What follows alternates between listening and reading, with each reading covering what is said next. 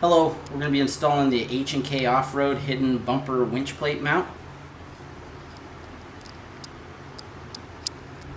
The first thing that we're going to start with is we're going to remove the two 10mm bolts that hold the grill cover in and remove the two plastic rivets that are also holding it on.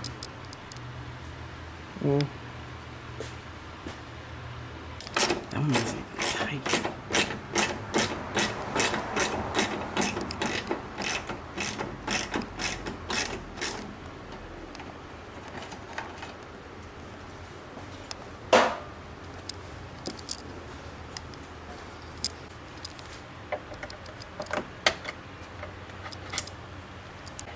So now that we have those bolts and those plastic rivets out, we're just going to pull the bumper forward to take it off.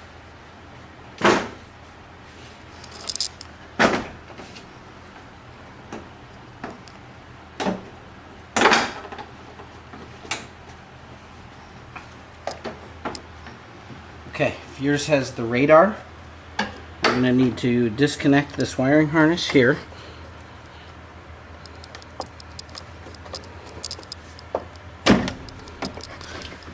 And then grab a pair of pliers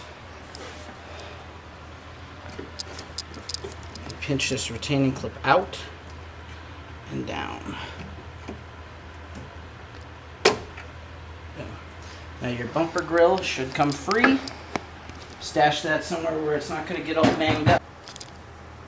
So the next step is we got to get down into the fender well, and we got to get some of the fender well out of the way, and as well this cladding on top of the bumper and fender well. We got to get that pulled up and out so we can extract the front bumper.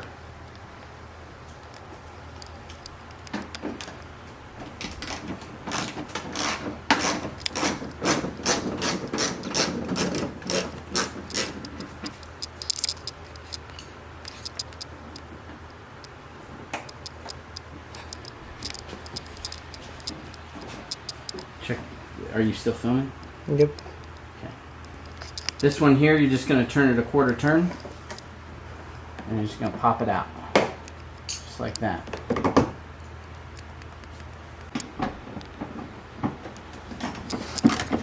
Take all the bolts out through this one here. Should be about all you need.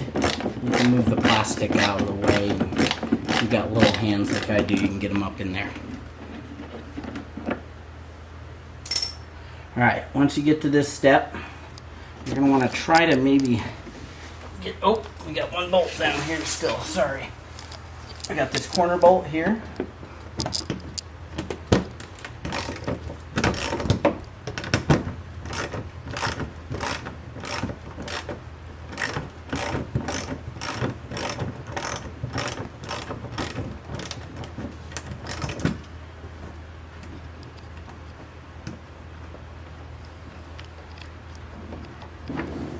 Now we should be able to move this fender well in slightly and roll it over.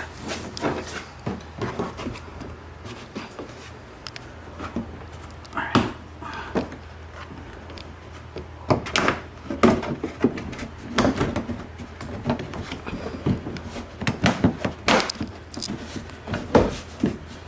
Alright, once you can get a hand up in there, you want to look for these tabs. There's two tabs in the front plastic bumper. They're going to release this fender cladding. You don't necessarily want to just yank those, as I've found out before. They will break. Basically, it's just a kind of pinch it straight and guide it through the hole.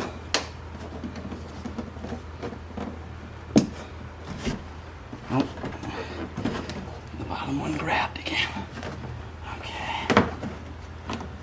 Alright, once those are loose, these ones just kind of pop.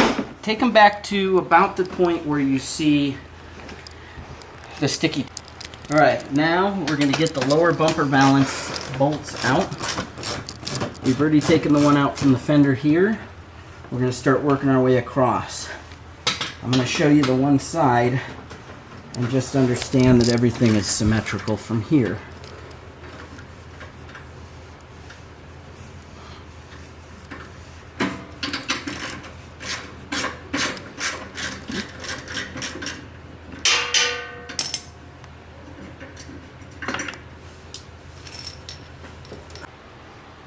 All right, so what we're going to do is we're going to deal with these trim panel clips that are on the top. There's one here. There's one here and here, and they go all the way across symmetrically. I've already got this side undone, just doing this to show everyone else. Also, pay attention to these. These are your fog lamp wiring harness.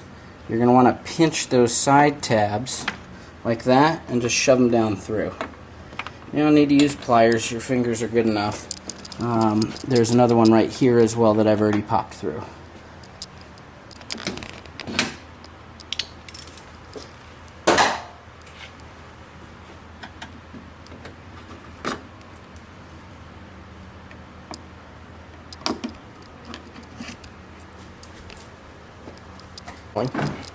Okay, it's going to be kind of a dance from here because you're usually going to have one side unsecured. You're going to come back, you're going to kind of weasel your way under here, and you're just going to pull this stuff out. This is just friction fit, so it's nothing that should resist too much. And once you get it clear of the fender liner, you are pretty much home free, with exception to the fog lamp wiring harnesses. So we're going to need to extract these pieces here, and I'll grab the tools and we'll do that. Good. Alright, so the detents for these are on the long ends of the rectangle.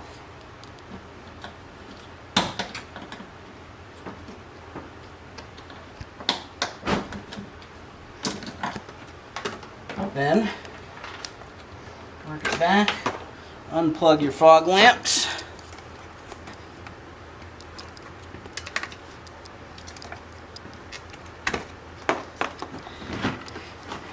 And you're free and clear.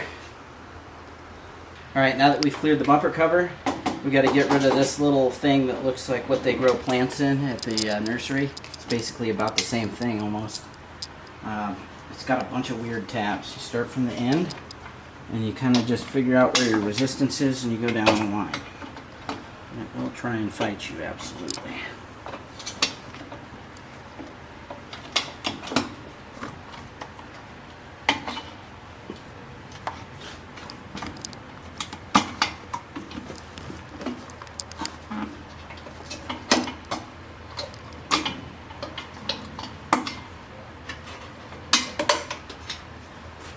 Here,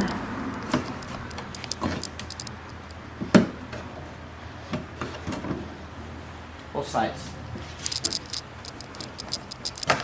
Boom. Now it's time to remove the aluminum bumper. Alright, now we're going to remove the aluminum bumper. You're going to need yourself a 14mm socket for this, and you're going to get on these bolts here. And there's one underneath, I believe. Right. Cool, so now we'll be removing the 3 nuts that are holding on the aluminum OEM bumper.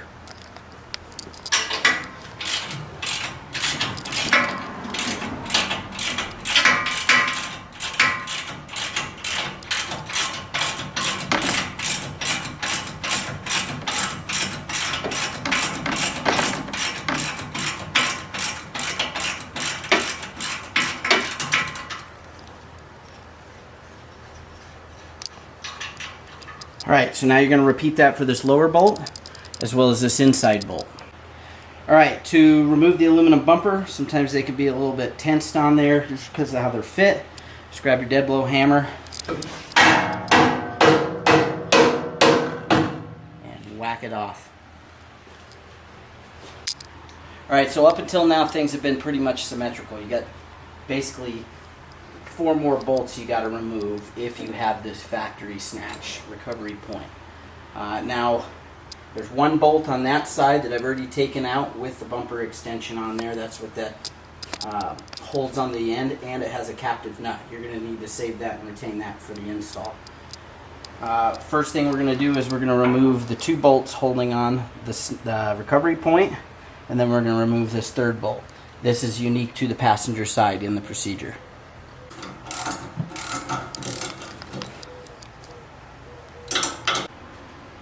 Alright, so for this step we're going to be adding our winch to our winch plate bumper. This is a 12,500 pound, which I think is his recommended winch size for this application. If you're not adding a winch to this part of your modification, then go ahead and skip this step and carry on with the rest of the install.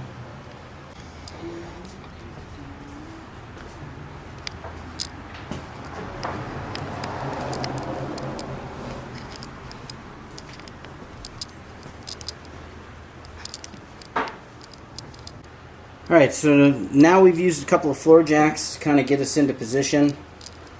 These bumpers come uncoated from Bash, so sky's the limit when coating these. I kind of went with a combination of paint to match my factory color, as well as some Raptor liner on the inside. If you're looking for something that's decent off the shelf, the Raptor liner stuff is definitely good to go. Kind of gives you that simulated powder coat finish. Now, as we're jacking this into place, we can see that we've got a bit of a clearance issue here. There's some header pieces here that are preventing our controller from existing where it is. So what we're going to go ahead and do is we're going to opt to do the controller relocate. It'll probably be relocated here at some point, utilizing some factory holes that are already here.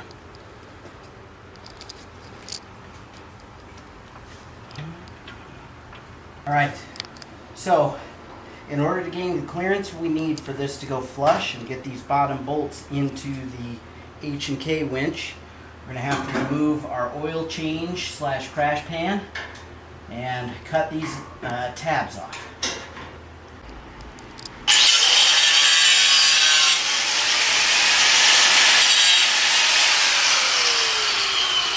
Alright, so once you've used your floor jacks and you've muscled it into place after cutting the two tabs that hold the factory splash shield on the front and just deleting those all together, you're going to want to go ahead and get the existing hardware that you used to take off the aluminum bumper and install it, those 3 bolts in the front as well as the 1 bolt on the bumper wing underneath right here.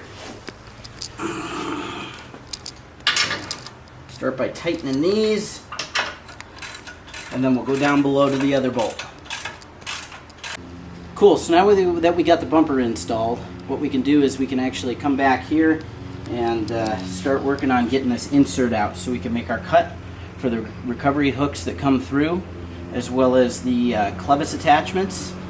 If you bought the bumper without the clevis attachments, basically all you'll have to cut is the hole for the fair lead if you're adding a winch. First thing we're going to do is we're going to remove this blue detent clip here. This is the biggest pain in the butt out of all of them. You got to kind of push-pull here and get this guy fully pushed in and then pull it through, just like that. Now the rest of these are similar to the fender in that you just kind of got to straighten them out and force them up through. Once you can start working those out, you just kind of continue to process all the way around until that front bumper insert part comes out.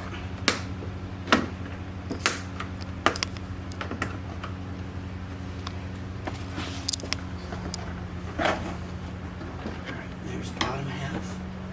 And now we work on the top.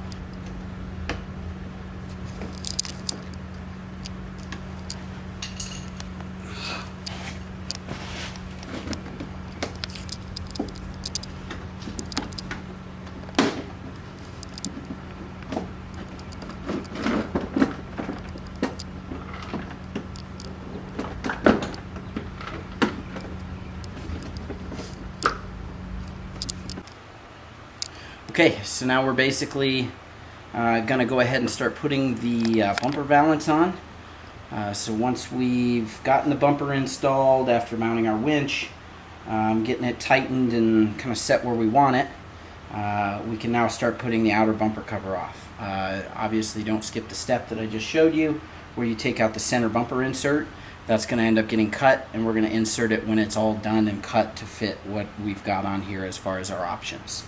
Alright, so the first thing that we're going to do is we're going to get that fog light harness installed. We're going to start by reversing everything that we did. And we're going to plug in the fog lamp and get the retaining clip over there put in. And we're just going to work our way across this.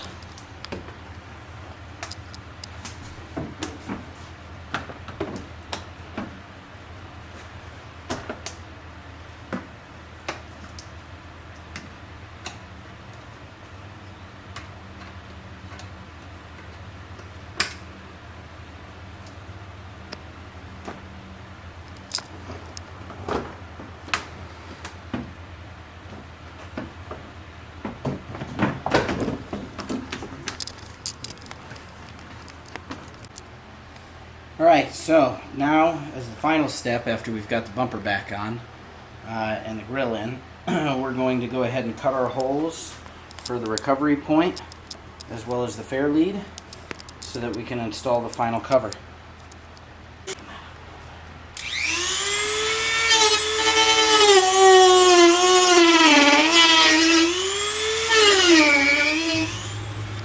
Alright, during this process, make sure you measure twice and cut once.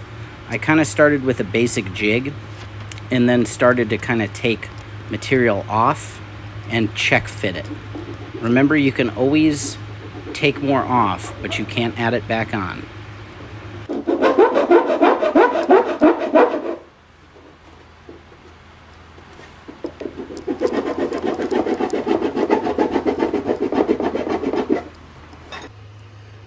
For those wondering, this is how the remote mount for the winch controller came out. I made a bracket that utilizes this threaded hole in the body, and then down below I nut and bolted through one of the holes for the bumper header. Just backed that with a washer and a nut so that that's on there nice and tight.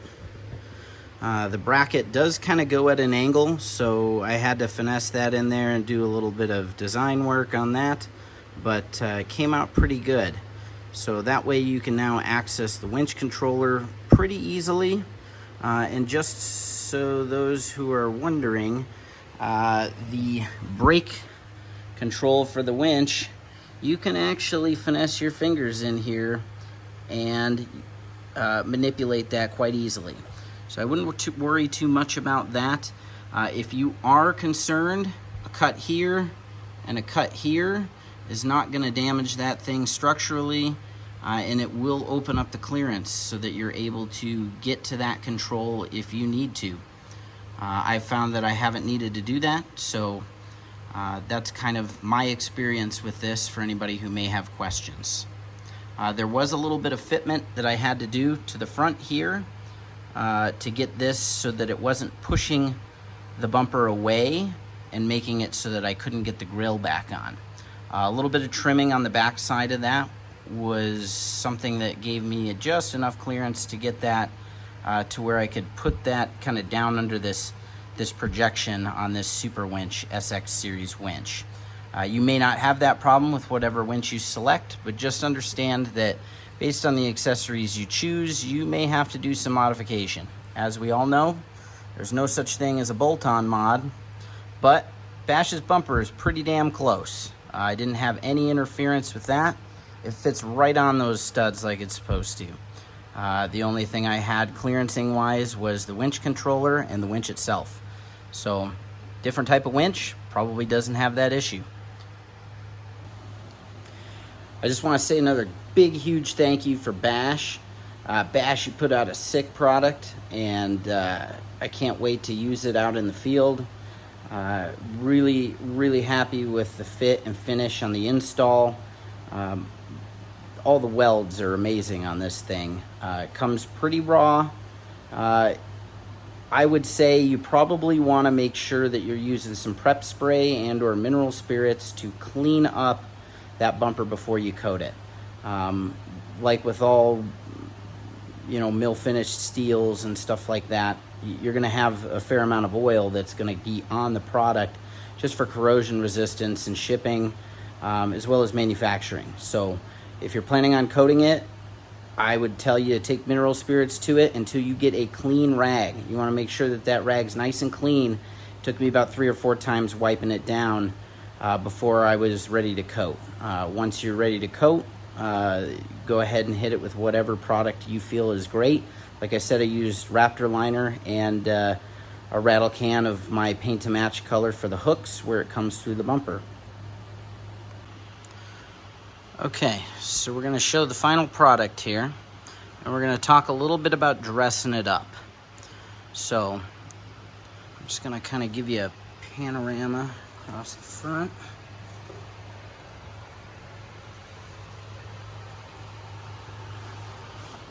And then we're going to kind of come into here. So for the fair lead opening, I dressed it up with some trim mold that I got from Amazon. It's this stuff down here. It's nice and thick and it holds on pretty well. So if you got some rough cuts, don't worry about it because you can always dress it up. I'm happy-ish with how the opening came out. I took a little bit more off maybe than I would have liked, but I did want to maintain clearance around the fair lead. The plan is to also add a bracket behind the fair lead so that I can mount my license plate to a detachable license plate frame that goes onto the fair lead. But as you can see, we got it all dressed up. And hopefully your install comes out even better than mine. Thanks for watching. Appreciate you hanging in there. This was one of my kids' first kind of adventures into videography, so I know some of the shots are a little bit blurry, the light's not great, but this should give you a good idea generally of how to install this.